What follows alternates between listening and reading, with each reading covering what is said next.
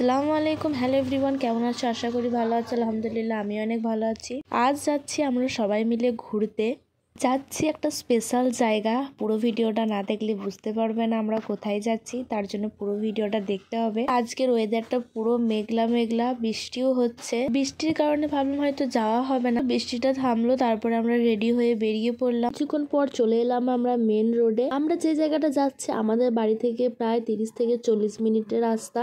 আজকের ওয়েদারটা খুবই সুন্দর ছিল, আমার তো ভীষণ ভালো লাগছিল। তো আমরা এখন রোডের মিডল সাইড দাঁড়িয়ে আছি আর এখানে বৃষ্টি পড়ছে। তো এখন আমরা যাবো, মানে এখানে যাবো সেখানে যাবো, তো এড অব্দি দেখতে থাকো, তবে বুঝতে পারবো যে কোথায় যাচ্ছি বা কি করছি। তো চলো।